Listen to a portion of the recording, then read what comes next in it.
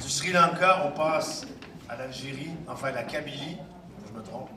Prochaine, c'est un romancier, poète, dramaturge, metteur en scène kabyle qui vit à Montréal depuis 2008. Il écrit un roman qui a été publié en France qui s'intitule Les baisers du fantôme, pardon. Son chant lyrico-épique qui viendra fleurir ma tombe a été produit à la Place des Arts en décembre 2011. Spectacle qui a fait une tournée européenne. D'ailleurs, Karim en revient il n'y a pas si longtemps. Et aussi, il vient de publier un roman qui s'intitule Allah au pays des enfants perdus. Il fait partie de la première édition de Jeune Malang dans ta bouche l'année dernière. Il est accompagné de Yacine. Je vous présente le poète Karim Akouche.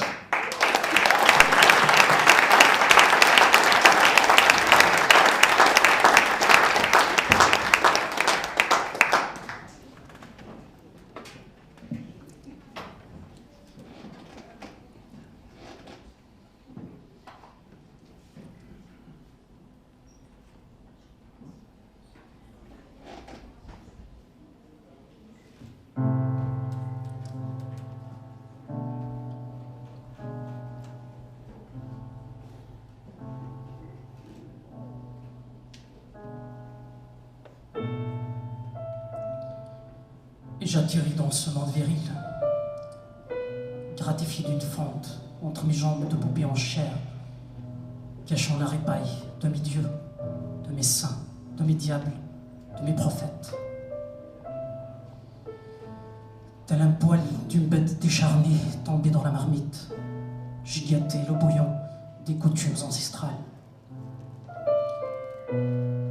Comme une pelure d'un oignon avarié, on m'a jeté d'emblée au rebut, car j'étais la malédiction, le sort troué, la faille de la conscience collective, l'écharde sans langue du père, l'épine crevant le talon de la mère.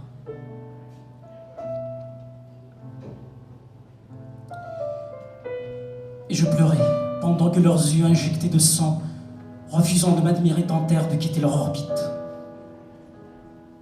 Et je sanglotais à chaque fois qu'ils balbutièrent des mots incantatoires et des versets sataniques.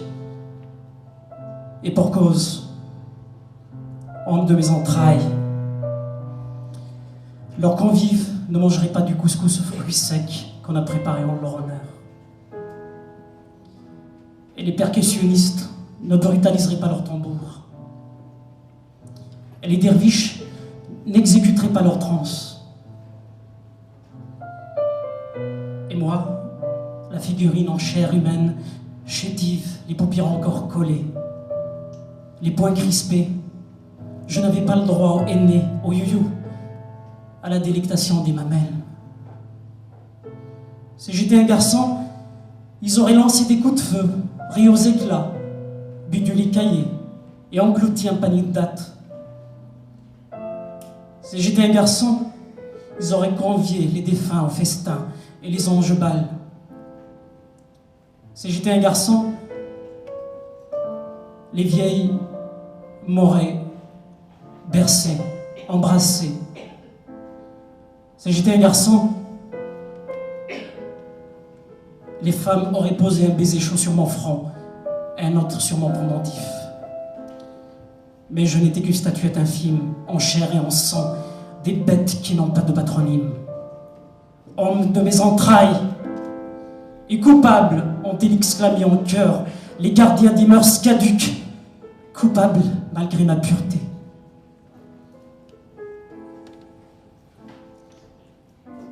Coupable d'être né, fille dans cette cité qui vénère la sueur, le sang, la bourbe et les braises. Dans ce bout du monde, les garçons naissent innocents et les filles coupables. Dans ce bout du monde, tout est question de pouvoir, et on mesure l'intelligence à la largeur des épaules et la libido à l'étroitesse des hanches.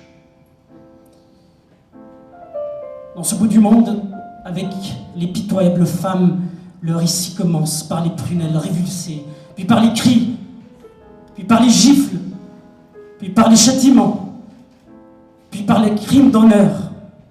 Et moi, j'arrivais dans ce monde viril comme un accident brutal, et je heurtais de ton mon blasphème les pesantes traditions comme un heurte un rocher d'ardoise. et une montagne de bronze.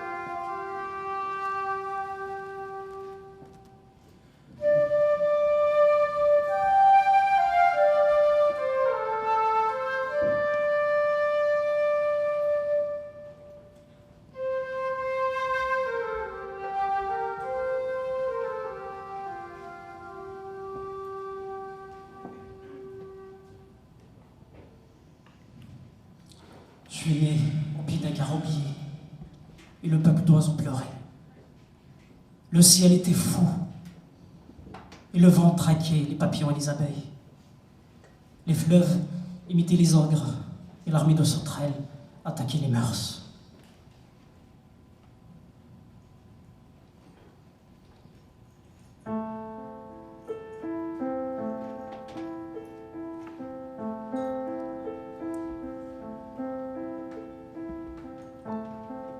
Je devins, après quelques années de pénitence, un bout de rien dans ce monde viril. Les cheveux ramassés dans un chignon écarlate, et mon corps gracile emmitouflé dans un pan de tissu ébène. Et mère, et père, et tante, et oncle, et grand-père, et grand-mère, et toute la tribu, et toute ma race me verrouillaient les désirs et les plaisirs avec une clé exhumée d'un sarcophage. Et je n'avais pas le droit alors de jouer avec les garçons à la marelle, ni aux osselets, ni à la construction des maisons de sable, ni à la confection des avions de papier et des cerfs-volants. Et puis, je n'avais pas le droit de jouer dans la cour de récréation, de dessiner des Pégases, des Pinocchio et des Tintins. Et je n'avais pas le droit de regarder à la télévision les feuilletons où les filles et les garçons faisaient retentir leur rire cristallin. Et je n'avais pas le droit de chanter l'hymne à mes joies, et les cantines avec les polissons. Et je n'avais pas le droit de mettre les fourmis rouges dans les boîtes d'allumettes. Et je n'avais pas le droit de marauder les grenades de chez le vieux maquignon du village. Et pourtant, mon cœur battait le tambourin quand je voyais ce bout de galopin arriver comme une source dans une rivière. Cet ange qui croquait les grenouilles et les lapins dans son cahier de coloriage. Et pourtant, il aimait mon parfum, qui n'avait rien envie à celui du jasmin, de la menthe, de la basilic. Et il aimait se baigner dans l'eau agitée de mes yeux. Et pourtant, il aimait la mélodie de mon souffle. Et à chaque fois, je m'émerveillais de ses paupières, chassant la timidité qui le rendait pourpre. Et pourtant, je l'aimais comme un soleil incandescent. Et lui me contemplait de son regard de petit filin qui me fondait le cœur. Mais les hommes de mes entrailles nous ont coupé l'herbe sous nos semelles de nos sandales à vachis. Car dans ce coin du monde, aimer était un délit. Et il valait mieux implorer un cube et ses cubes, et tirer un trait noir sur ses contes de fées, et étrangler son pouls et étouffer sa vie. Dans ce coin du monde, les garçons jouaient au ballon rond pieds nus, dans des stades rocailleux, et les filles dessinaient des tricots et des savates, afin d'enterrer leurs amours précocement mortes.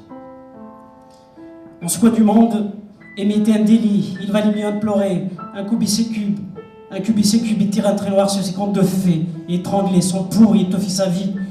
Dans ce coin du monde, les garçons partaient à la chasse des chardonnerets, les filles allaient plus élargies dans les marécages.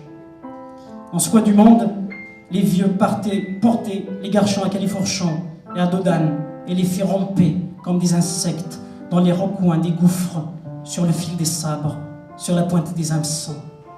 Dans ce coin du monde, on offrait aux garçons des peluches, des armes curieuses, des chars kakis et des soldats miniatures. Et aux filles, on donnait des bouquets d'épines, des chandelles éteintes et des locustes ivres.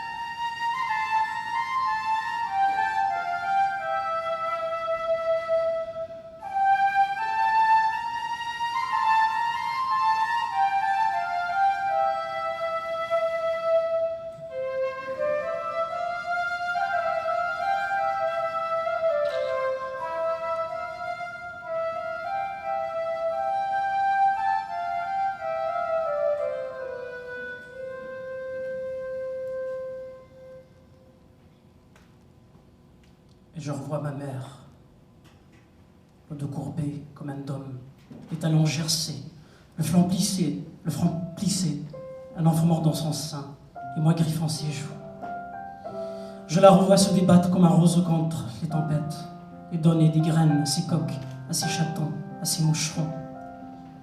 Dans sa demeure entorchée, elle se prenait la tête à 10 doigts et se remplissait une cruche de larmes qu'elle buvait quand elle avait soif, qu'elle brisait quand elle avait faim. Elle avait l'art de pleurer et la décence de gémir tout bas quand, dans le grenier, il n'y avait que parois roncées, cendres et urine de rat. Elle faisait des thés avec des feuilles de néflier, des fleurs de citronnier et des pousses sauvages. Elle faisait des galettes avec des glands, avec des racines, avec des écorces, avec le sel de sa sueur. Elle dessinait des motifs sur des objets en terre cuite et ne contait des fables d'ogresses et de sorcières. Avec un peigne denté, elle se brossait la tignasse qu'il lavait à l'eau de roche et au savon de Marseille. Elle nouait un pagne couleur des champs autour des hanches et elle accrochait une broche à son sein qui allaitait les misères. Ma mère était une lavandière qui essorait les tuniques de mon père dans les rivières croupissantes. Ma mère était une muletière qui cueillait des fagots de bois des forêts hantées. Ma mère était une mécanique qui avait une main sur le feu, l'autre dans l'eau, un pied dans la terre et l'autre dans le ciel. Ma mère était belle et racée, triste comme un poème, brave comme la poussière, douce comme une divinité qui boite. Ma mère réside dans la déchirure de l'humanité, dans la faille du temps. Ma mère appartient à la civilisation du silence. Ma mère a la cicatrice dans l'âme et la plaie dans l'histoire. Ma mère habite dans l'injustice divine, dans l'injustice éternelle. Elle habite dans la souffrance des dieux. Ma mère habite à l'ombre des saisons. Ma mère a loué un coin au pied des traditions. Ma mère est enchaînée au pied de l'homme.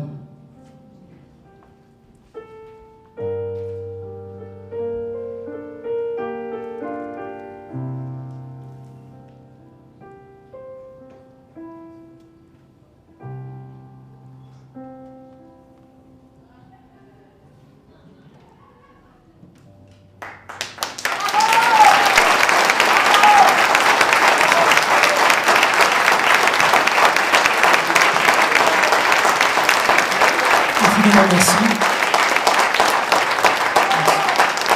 À la flûte et au clavier, Yassine.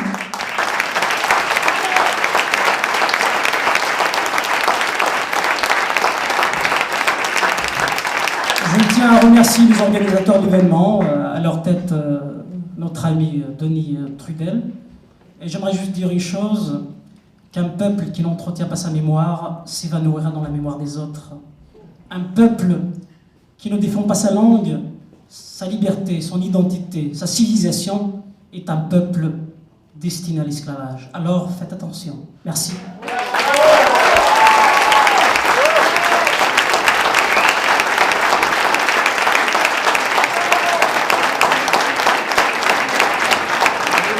Karim Akouche, merci.